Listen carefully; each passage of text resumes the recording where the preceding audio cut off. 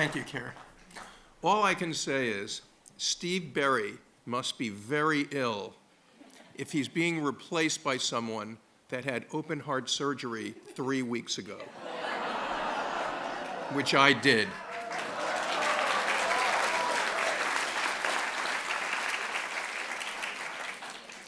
Now, I cleared it with my cardiologist to come here, but I neglected to tell him that I had to talk to 250 people on one day's notice.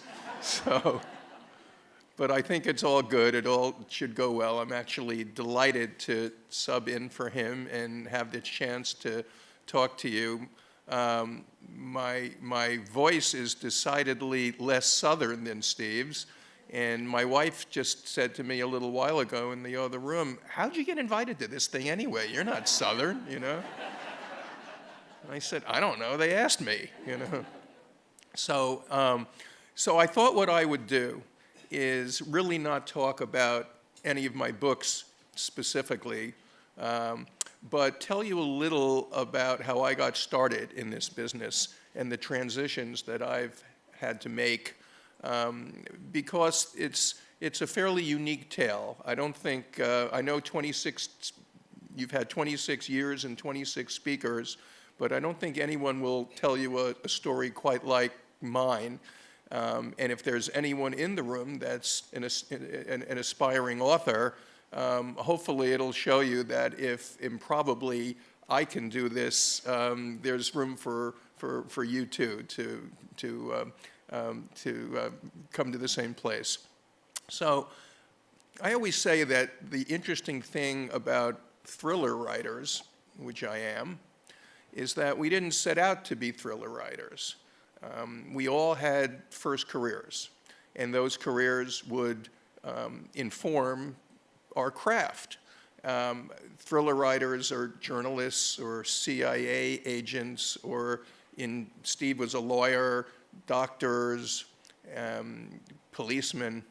And in my case, I apprenticed for a career writing about crime by spending 20 years in the women's apparel business.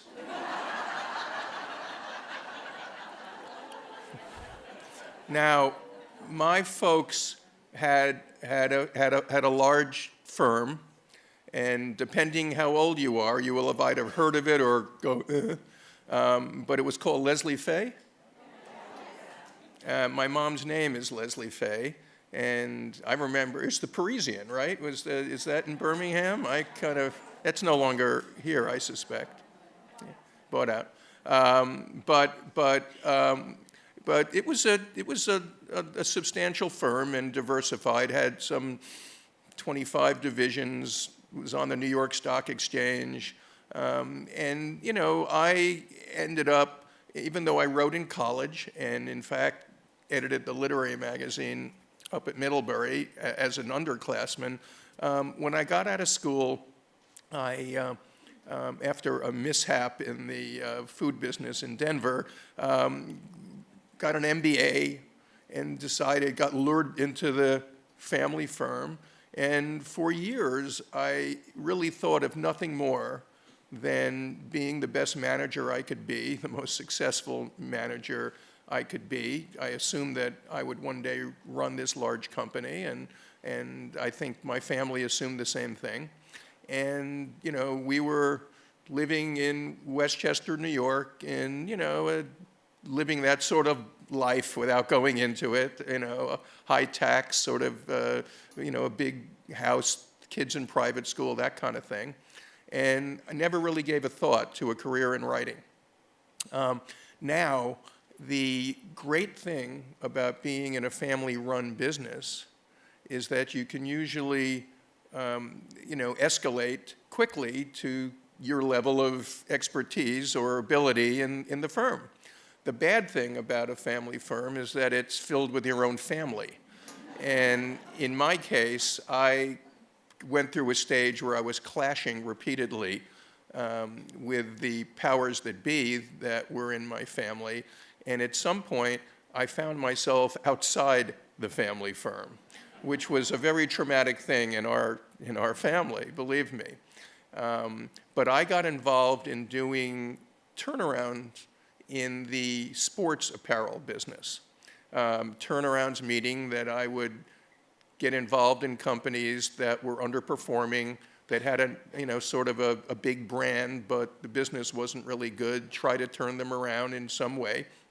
And the first one I did was head skis, head tennis, and that turned around rather well. That was a success. Then I got involved in a French company called Le Coq Sportif, which had a rooster and a triangle logo, if anyone follows that. And that one did okay. And then a third go around, I got involved in this Canadian skiwear company, and that one not only didn't turn around, it did so spectacularly. and at some point, I went into work on a Wednesday as the president of this public company, Canadian public company, and I came home without a job. And it was a tough thing. I mean, these 3 turnarounds were very intensive. You go into a company, you try to change the culture, you try to change the product. When they're winning, I still say that there's nothing I've done, and I've been involved in #1 bestsellers, that has ever provided me the sense of pride that turning the head company around did. But I was beat. I had left too much blood on the field. I was burnt out. And I came home, and my wife looks at me and sort of says, well, what are we going to do? And I said 5 words to her that I know that she never thought she'd ever hear from me. I said, we're going to write a novel. And I guess, unbeknownst to her, I had been noodling out this storyline for a thriller, and thinking one day, this is something I'd like to write. Everybody has it on their bucket list somewhere, and I just wanted to write my one book, which I titled Hydra, the Many-Headed Monster, and it was a political conspiracy novel about a radical wing of a takeover of the United States government through a radical wing of the NRA. Which, if I realized was the subject of nonfiction, I would have been published a whole lot sooner. I'm so happy to hear people laughing at that in Alabama.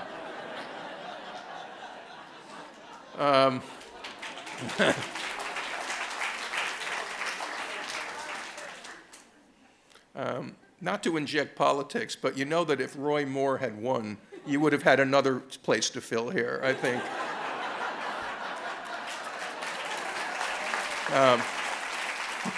Anyway, so I asked for a year to write this novel. Now, my wife was a 10-year yoga teacher, so I knew that self-actualization was really high on her list of priorities, so I knew I had that sale made. She said, of course. I said, honey, we can afford it. I deserve it. Let me have a year. And I couched it in all these sort of MBA things about auditing the progress and, blah, blah, blah. And so, she said yes. The kids said yes. I was always away. I was constantly away. So, all of a sudden I went from someone who was really rarely around to someone who would never leave.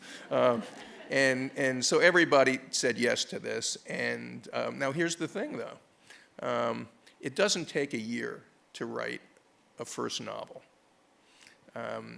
It may take a year to put the words on paper, and it may take another year to polish those words into something presentable, and it usually takes a third year, at least, to market it and get it sold. And I began to get my shares of rejections from agents, and 3 years down, all the people who were behind me going, follow your heart, Andy, follow your dream, that's great. We're all, I'm going to clean this up for you here, but looking at me going, what the F is Andy doing with his life now? 3 years of no revenue coming in. Our kids suddenly were no longer in private school. They were in our local public school.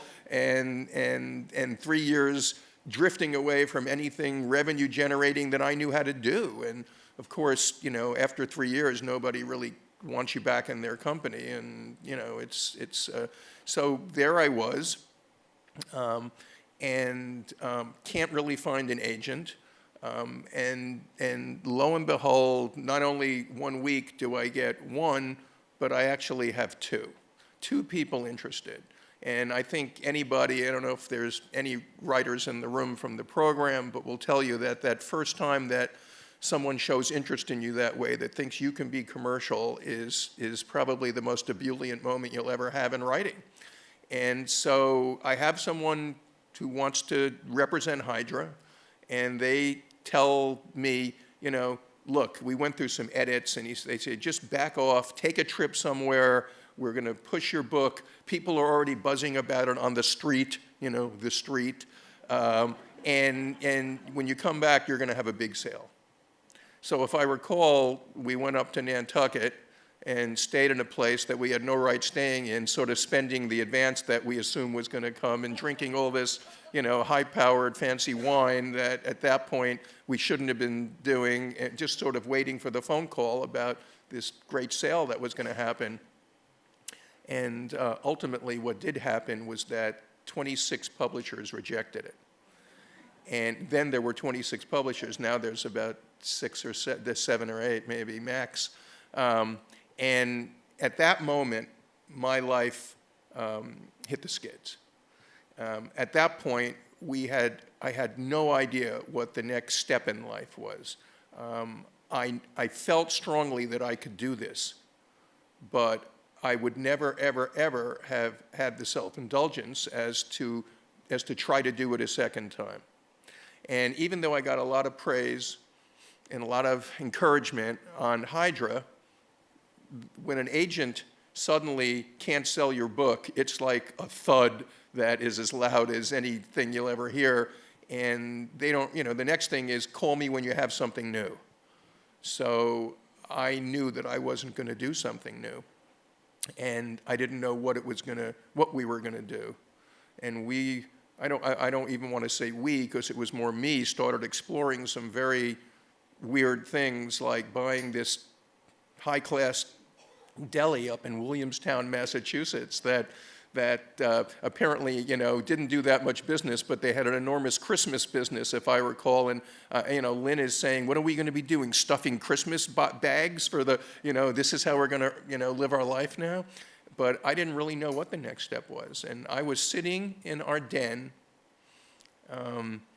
contemplating how I could drive our SUV off of a cliff, and then lamenting that we lived at sea level, so that isn't going to work. And the phone rings, and someone gets on the phone and says, "Can you take a call from James Patterson?" Now, I would have taken a call from our gate guard if he had anything nice to say about Hydra.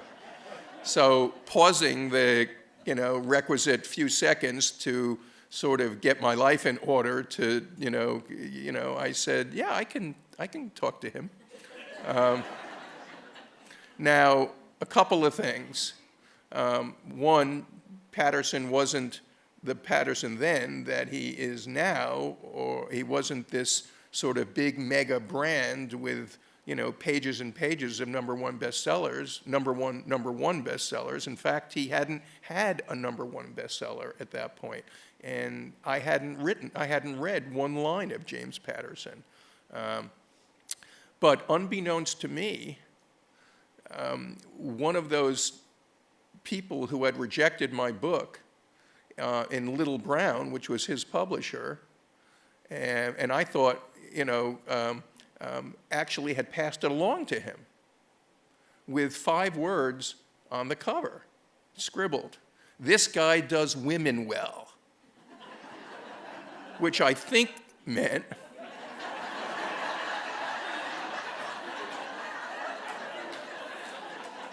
my wife is the one going,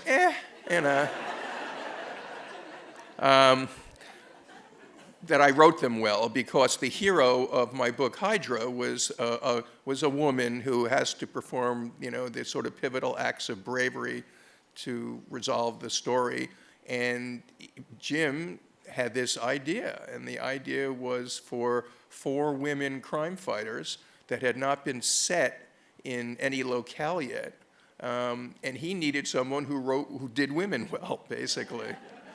And so he gets on the phone and says, "I read your book." I went, "Like, he read my book?" I figured my book was, like I said, in every circular file on the street. And he goes, "I think I know how to fix it, if that's what you want, but why don't we meet for breakfast? And I have something to propose to you." So while I said, "Of course," and we met in White Plains, New York, at a diner. As I said, I hadn't read a word of Patterson before, but in the next 48 hours, I became the resident expert on Patterson, leafing through. And we met, and he talked about this idea he had, which was extremely novel then, about maybe working in partnership with someone, because he had another story to tell that he thought had the dimension to be a series. And he just didn't feel that he could do it along with the Alex Cross books. And I listened to his story. I listened to him map out the characters.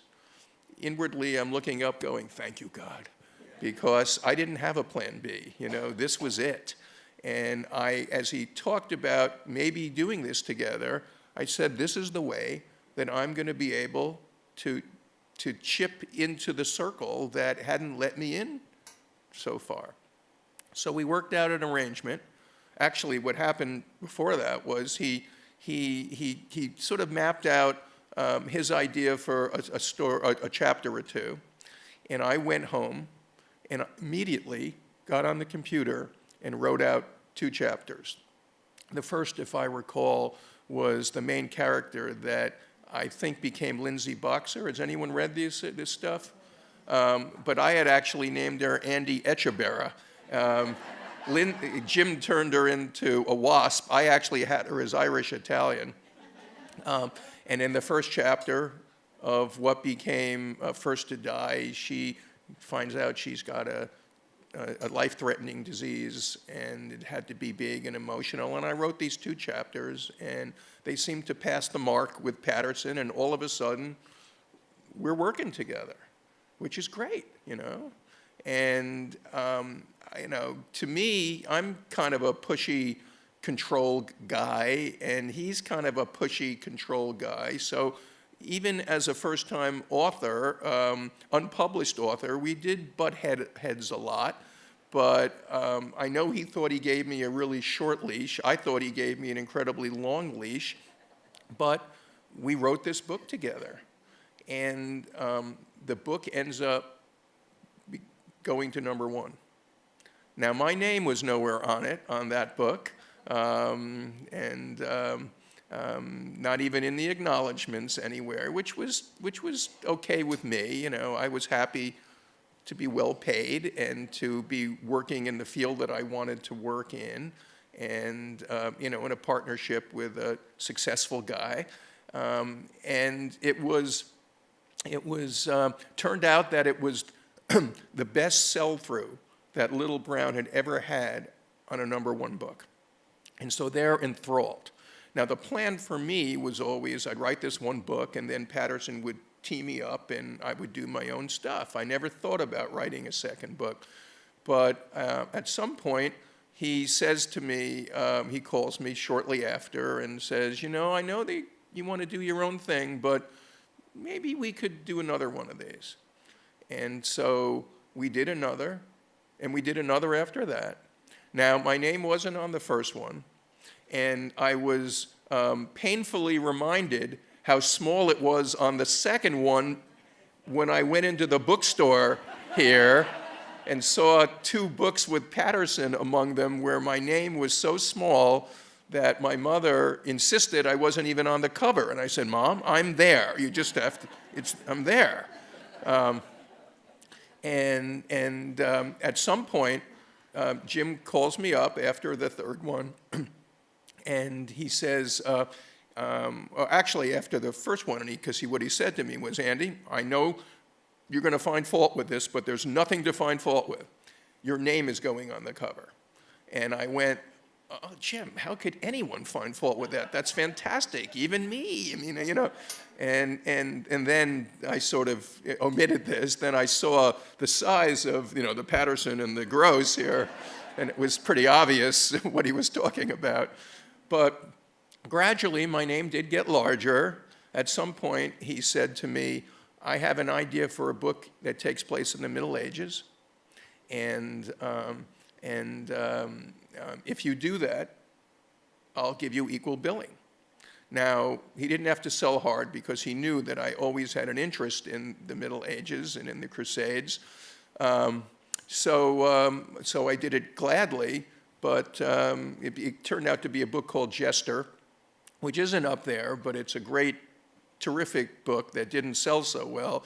As a matter of fact, I remember I was so excited about this book, and it's really a poignant, wonderful sort of fairy tale that starts in the first crusade and ends up where someone has to become a jester in order to find when a noble kidnapped his wife and sort of put her into slavery.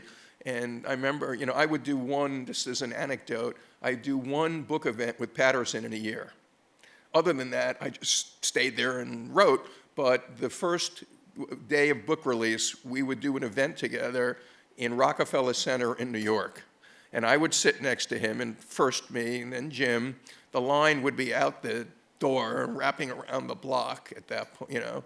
And of course, you know, I'm sitting there, hi, how are you doing? Like they're even have any interest in who I am, you know. They're not coming to see me, you know. And we're both signing them. And after Jester, I'm all excited because I really, this is a book that I had a lot of involvement in planning, and in any case, I sort of said, well, I can't wait to see the results of this, and Jim says, don't be too wishful on it. I'm worried about it. And I said, how can you be worried, blah, blah, blah. He goes, on your way out of the store, look at People magazine.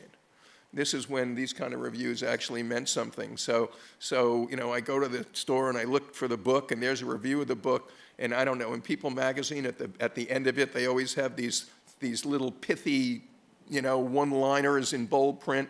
And what they wrote on Jester was, throw it in the moat. And so the book did correspondingly, although I think it still sold 500,000 copies, which in Patterson world wasn't a success. But certainly I would give up a digit to sell 500,000 copies of a book. In any case, I did a bunch of books with him, and you know, my name continued to sort of be equal billing, and I was very happy to stay. Everybody would always say, oh, Andy, one day you'll get your own book, cheer up, blah, blah, blah.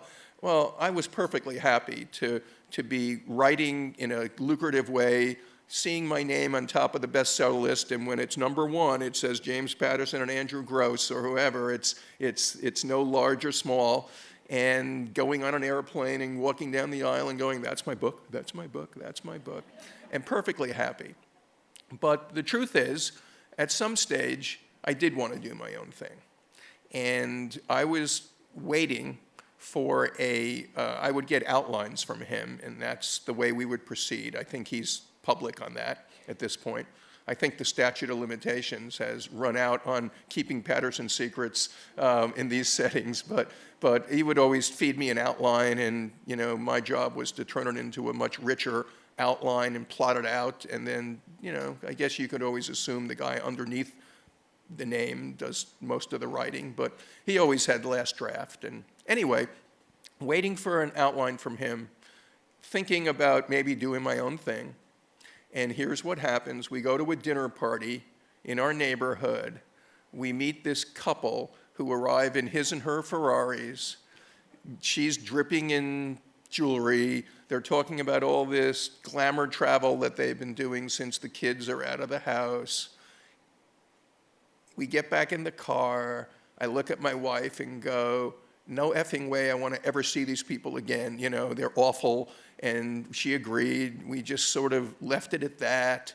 And then about a month later, I'm reading the New York Times in my shorts, in the breakfast, and below the fold, I see this very guy's picture, and he's been arrested for money laundering to the Colombians, converting paperweights and things like that into gold, and where they would reconstitute it in Colombia.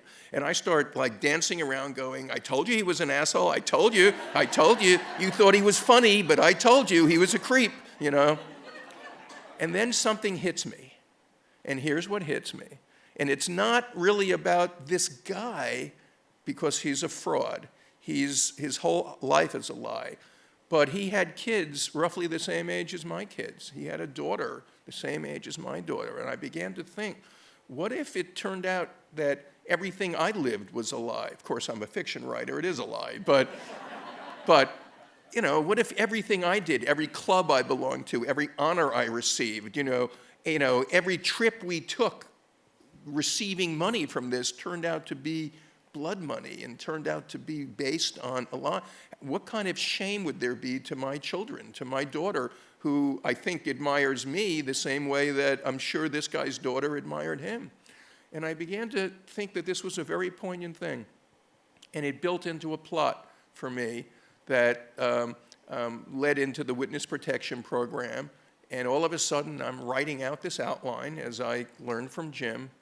And I've got, it takes the form of not just an outline, but almost a full book. And I'm now, writing and writing, waiting for something from him, from a treatment from him, which, thank God, didn't come that quickly. And so finally, I have I have this book fully plotted out. I have 60, 70 chapters of this book mapped out. And it took me almost 3 years to find an agent. The first go around, I knew exactly who I wanted. I had this resume of #1 bestsellers I was a part of, so I faxed in to this one person, and literally our fax was on the main floor in my wife's office. By the time I got back to my desk upstairs, I get a call from this guy. And he says, "You have something to show me?" I said, "I have this outline. I'm not fully ready with it." He goes, "Bring it in." I bring it in to Writer's House. I sit in his office. He says, "Let me take a look at it." We chat for a minute, and then I give it to him. I figure he'll read 2 pages and say, "All right, I'll take it home. Nice coming in." But he continues to read, continues to read. I'm talking 60 pages, single-spaced. He continues to read. And I'm sitting there looking at all the people he represents. Now it's Steve Berry, but I was there ahead of Steve. And finally, at the end of it, he looks at me, and I go, "Is this saleable?" He goes, "Yeah, I think it's saleable." And within a week, we had 4 publishers bidding on it, on this outline, which is very rare in fiction, very, very rare, to sell an outline as opposed to write the book. And using everything I learned with my Columbia MBA, I decided to go with the one who offered the most money.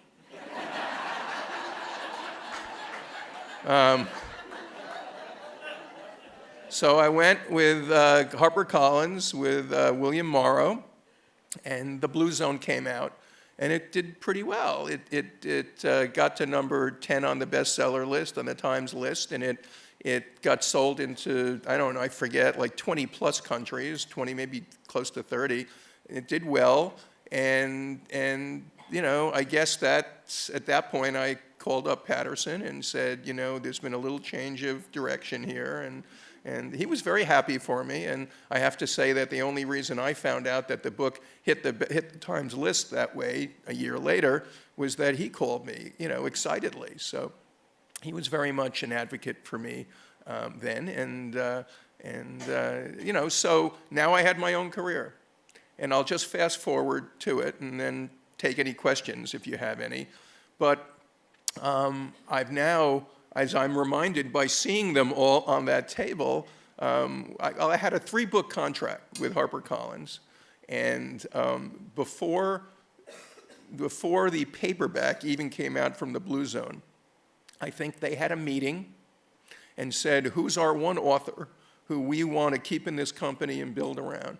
And I guess they decided at that point it was me because they came back and offered me 6 more books. So basically, I had a 9-book contract, which is incredibly rare, and I hadn't even published my first paperback. I mean, it was just literally, the hardcover was just out.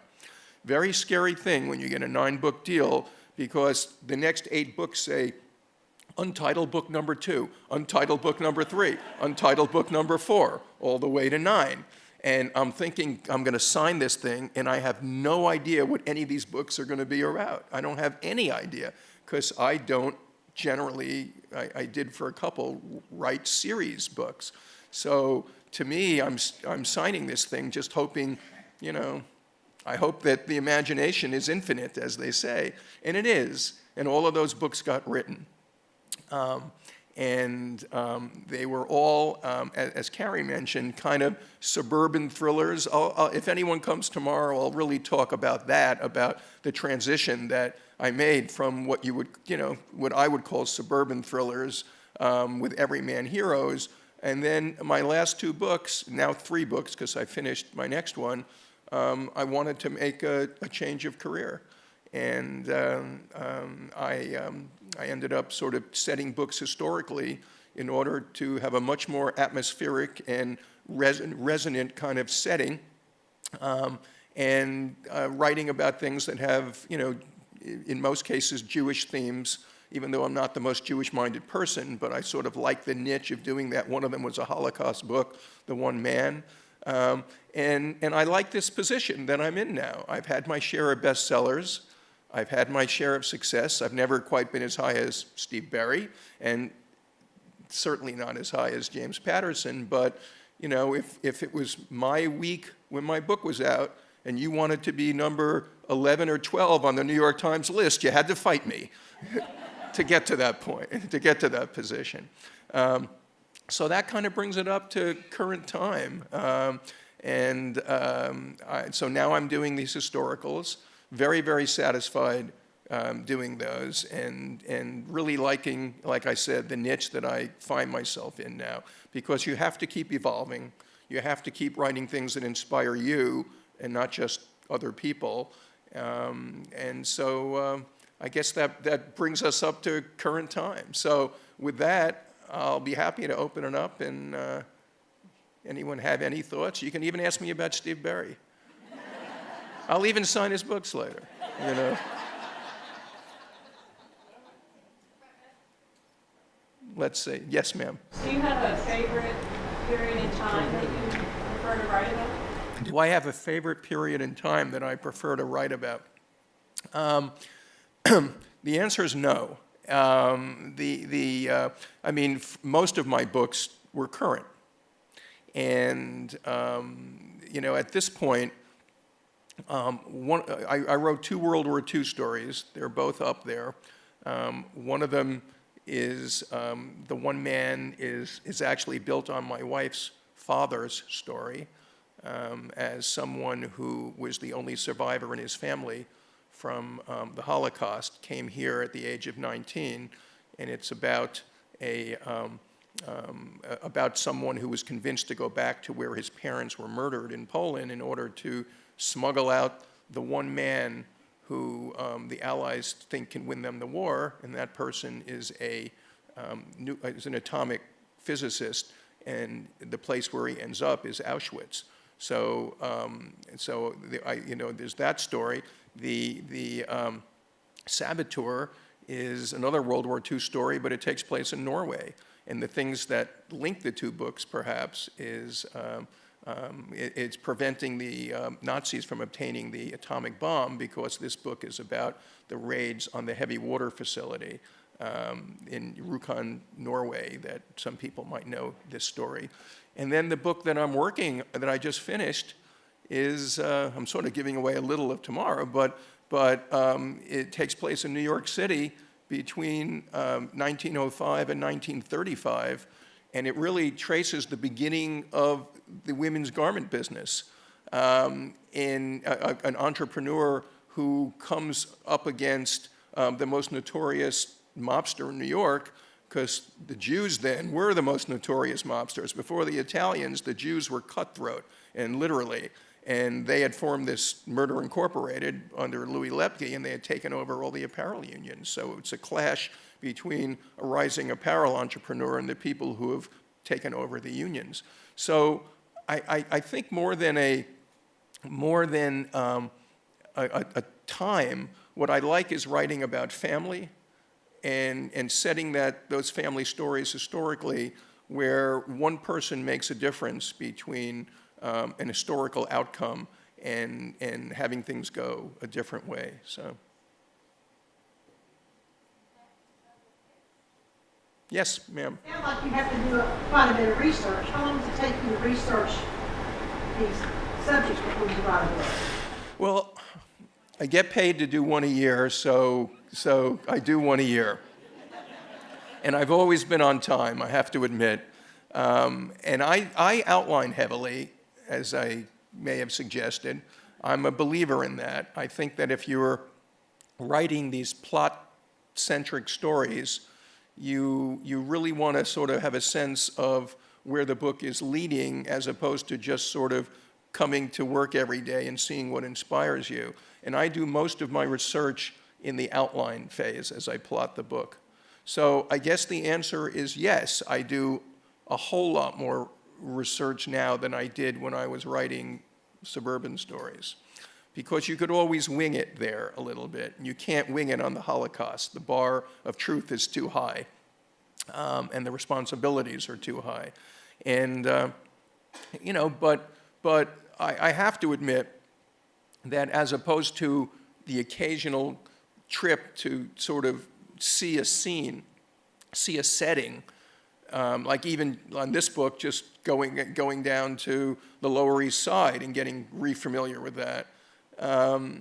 You can do a lot of it in your office. You can do a lot of it online and a lot of it through books. So to me, most of my research is reading. And the truth is, I never try to over-research a book. I never try to I'm a storyteller. And what I want to do is set a place convincingly, but I don't want to overwhelm anybody with data. I don't want to prove to anyone that I know more about this subject than someone else does. So it's always a balance between, I mean, if you thicken the book too much with the product of your research, you slow down the movement of the story. I mean, it's sort of logical. So to me, it's always a balance of how much to put in, as long as I can convincingly set the scene. Yes. As a Vanderbilt man, I have been a follower of Patton. Right, he went. And I stumbled into the Templar legacy and became an avid Steve Barry fan, but I do believe that we got the pick of the litter tonight. Oh.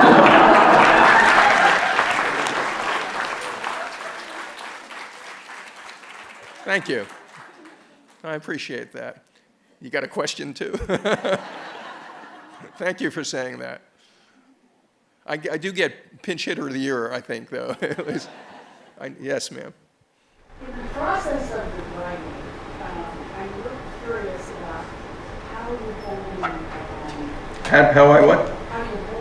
how do you know, well, when you read the book, you're in one chapter with one character and what's happening, and then you're in the daughter's part of the story, and then you're with the police or whatever, you're moving along, and that moves the story beautifully.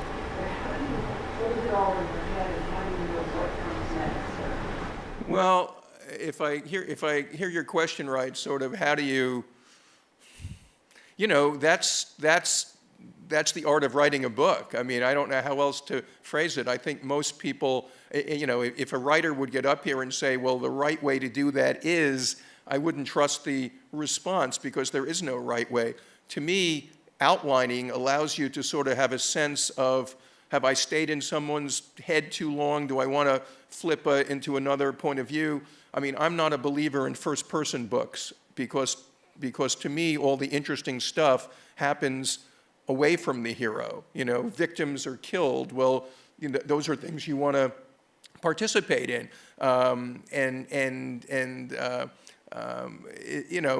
There's various things that happen outside. I'm just not a believer in first person. The other reason, I guess, is that one of the things that promotes pace is when you find another point of view as you're reading along and you go, well, I think I'm sort of stuck, and then all of a sudden you find yourself in the point of view of a character that you do like. It does what? It reawakens you and allows you to go forward. So the balance of sort of what you hold in your head, for me, is put on paper during the outlining stage. And there I have a little more of a concise document that actually reads like a novel. Just to be clear, my outlines generally can be 60, 70 chapters, single-spaced, 60, 70 pages. I mean, I get into dialogue, I get into everything. So they really are almost condensed versions of the book.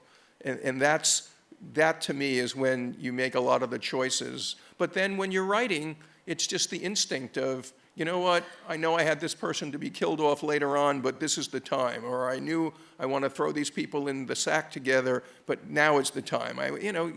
That's all the nuance of doing these things, I guess. Who's there? Yes, well, there might be two. So I'll start with you, and then I'll... When you've completed one of your books, and you move forward to the next project, are you able to separate yourself completely from that, or do you sometimes reflect in a way where you say, I might have done that a little differently if I were doing that again? Yeah, well, the best editor is time. So the question was, when you turn a book in, are you able to distance yourself from the book, or do you keep sort of going back to it, think I could always make it better? Nora Roberts never does a second draft because she says, all I can do, I've already put the story down, and all I can do is make it, 10% better incrementally, and my readers would rather have a new story than for me to give you that 10%. Now, I obsess about that 10% constantly, but at some point, you got to turn a book in, and once it's out of my head, to me, the best writing I ever do is the day after I turn a draft in. It's amazing how clear everything comes and all the great. So usually my editor knows she doesn't do anything with it the first day because I'm always saying, give it back, But at some point, obviously, it goes in. But the truth is, there's a lot of different editing drafts. Your primary editor gets a chance to do it, then it's put into like a first pass where it's put into a typeset, and you get a chance to come back to it then a copy editor takes it over. I mean, you've got 3 or 4 chances after you turn it in to still incrementally make the book better, But by that point, I'm usually trying to think forward, and unlike Patterson, I'm not the best multitasker anymore. I think I used to excel at multitasking, but at this point, I can't write a chapter and pay a check in the same day, So. Actually, I don't even pay the checks. I don't know why I said that. My wife paid it. Yes. Were you an avid reader before you became a writer? Yes, I was always an avid reader. I actually was a poet. I got into college. I didn't have the best credentials, but I got into college because I had published a poem in a national magazine, and I wrote poetry. I never wrote prose in college, but I was always, and I was trained as an English major, so my background then really wasn't in commercial fiction. I actually have pretty big holes in my reading in commercial fiction. But I think any writer is an avid reader. It's sort of how we learn. You just can't read the same way. Unfortunately, it's very hard for me to read for pure enjoyment anymore in my field because I'm always looking at how other people do things and how I can improve my own craft based upon what I see from them. So it's very difficult just to sort of give myself over to a book and just read it. But yeah, I mean, I think we all know that whenever you get stuck in a book, the best thing you can do is pick up someone else's work and just read. I was just wondering, you said you had an MBA and everything that you did being in the business world, but you still reading books and fiction. No, I was always a big fiction reader, and I guess if I name 2 books that, especially growing up, were really important to me, and I think defined, how I thought of myself as a writer, and neither of them are traditional thrillers. One of them would be All the King's Men by Robert Penn Warren, which I think is the greatest book written in the Americas. And two, because it's not a political book. Everybody always says, oh, it's a book about, Huey Long. It really isn't. It's a book about a boy's search for his father. And when you read it sort of from that dynamic, it's incredibly poignant. And two, a book called Dog Soldiers by Robert Stone. Anyone read that? It won the 1974 National Book Award, and it was sort of the first of the sort of thriller, literary thriller, Vietnam heroine thing back in '74, nasty kind of book that very, very, very well written. And he was a very celebrated novelist, Robert Stone. He wrote Damascus Gate, and he wrote a lot of sort of important books. He died, I think, a year ago. So those two books, to me, and neither of them, both of them sort of being highbrow books, were the kinds of books that I was weaned on. I guess at the same time, I was reading, The Boys from Brazil and Rosemary's Baby and The Wind Chill Factor, all of those sort of books and the Eiger Sanction, all of those sort of books in the, I think they were the 1970s that were, thrillers of that time. So Shoes of the Fisherman, I'm trying to think of books I liked. Yes. Do you have a set routine every day? Do you write so many hours? Do you have a certain time to do this? Well, every writer, of course, writers, I think, are the most routine-driven people on the planet. And if I'm ever out of my routine, it drives me, I'm just nasty. It just drives me crazy. But I like to write in the morning.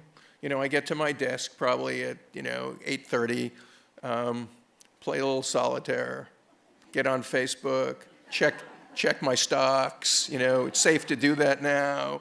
And then, delay. And what I always do is I loop back to what I wrote yesterday, which at the time I probably thought was at a much higher level than when I'm reading it the next day, and I wonder how they're even paying me to write this stuff, And hopefully after a second pass through, I can make it presentable enough to sometimes it takes 2 or 3 or 4 times just to sort of get it into a malleable shape. And then I tried, I have to say that my more recent books, I'm not committed to writing in the same short chapters that I always did, because I always felt that those chapters were constraining, because at that point in time, all I was really looking to do was write gripping, fast-paced novels, and short chapters are part of the sort of insidious pace of always keeping the reader going.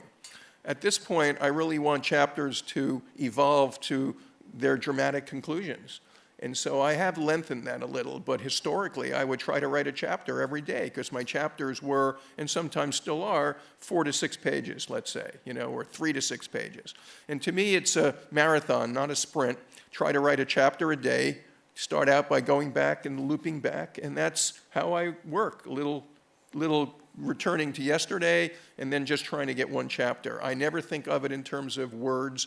If you go on Facebook and if you follow writers, there's a lot of writers that go like, woo-hoo, wrote 4,000 words today. I wouldn't even know what 4,000 words were, I gotta be honest. I just try to do my chapter. And lo and behold, after about 7 months, you've got a novel, if you're steady. And then you've got the rest of the year to round it into something, hopefully, that sings. Yes, sir. What sustained you through all the adversity that you described prior to the call from James Patterson? What sustained me through all of the adversity? Good question. I really believe it was my business background. I believe that, I've always gotten emotional, but I was always goal-oriented. I always sort of envisioned where I wanted to be and carved out a path to get to that. and I never let disappointment crush me. Now, it hurts and it stings. It still stings if you get a bad review, which fortunately I don't get too many, but you get them, and anything stings. But the truth is, you never want that to interfere with the path that you're on. And so I believe it was in business being non-emotional enough and setting a goal that just sort of kept me going because I believed in where I was going to get to. Now, that said, as I shared, if Patterson didn't call me, I don't think I'd be in this business. So, I'd be stuffing Christmas baskets in Williamstown, Massachusetts. Yes? Tim Black's written a book not long ago where he took every bestseller since like 1960 and ran it to a readability algorithm. I don't know if you read it. And the trend is for bestsellers, the grade level, the reading grade level to go down and down and down compared to 20 years ago. I wonder if you have any thoughts on that. Yeah, I wouldn't. I'd burn the book. I mean, to me, a book like that's I haven't read them, but I've heard other people sort of analyze all the thrillers, and you've got to start with this sort of thing and that, and I'm not really a believer that that's how books are written. I think, first of all, anything works for me, and it's just a question of how deftly you carry it off. But there are no rules. But if you're trying to say that the level of prose has degraded, I don't know if I, and I don't know if the other writers here would sort of agree with that. I don't know what we're really comparing it to, but to me, commercial fiction is meant to be commercial, and in that sense, it's not that it's designed for a lower audience. It's designed for an audience where readability is part of what they're looking for. So to me, writing isn't about showing off. I think if I was in a writing contest, that I could probably hold my own. But it's not my goal to inject my own sort of, self-consciousness about myself into a book. So anyway, I don't know. I mean, I just read Gentleman in Moscow. Anyone read that? Lovely book. I mean, actually, I have to be honest, it took me 3 times to get into it. Twice I put it down, and I'm glad that I went back a 3rd time. So there would be an example, I think, of someone who is supporting a different movement in that trend that you're talking about. But, but my goal isn't to write that book. And so, anyway, I don't want to have to make a defense of commercial fiction at this point. But now, I don't think Patterson is a great stylist. I mean, I'm not trying to insult him. I don't think that's his intention. He would be the first one to say, and frankly, if Patterson gave his next novel to anyone in this audience who submitted it as their own work, you probably wouldn't even get an agent calling you back. It's his niche. So anyway, one more, and then we'll call it a night. Yes. I'm sort of curious about the collaboration process. And you shared a little that he would send you an outline and then you were one who really filled it out. Yes. Is there more to it? Is it what? Is there more to the collaboration process? Well, there better be. Since you guys are such a nice audience and said such nice things about me, I'll tell you the secret sauce when it came to Patterson and I. What we would do basically is to alternate every word.